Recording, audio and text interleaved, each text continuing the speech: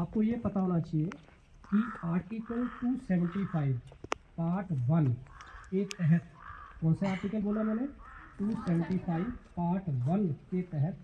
इस Eklavya model residential school को setup किया गया था,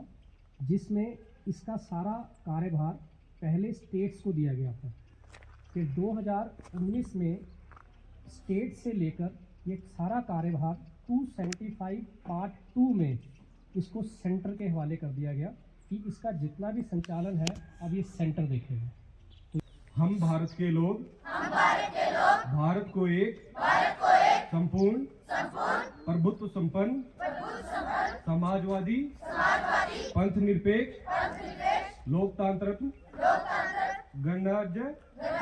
बनाने के लिए तथा उसके समस्त नागरिकों को सामाजिक आर्थिक राजनीतिक न्याय विचार अभिव्यक्ति विश्वास धर्म और उपासना की स्वतंत्रता प्रतिष्ठा और अवसर की समता प्राप्त कराने के लिए तथा उन सब में व्यक्ति की गरिमा और राष्ट्र की एकता और अखंडता सुनिश्चित करने वाली बंधुता बढ़ाने के लिए दृढ़ संकल्प होकर अपनी इस संविधान सभा में आज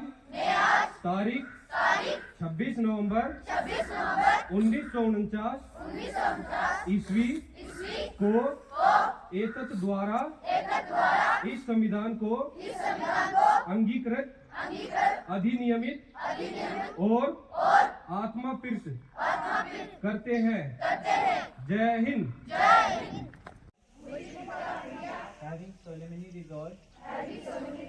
to constitute India into a sovereign, socialist, secular, democratic republic,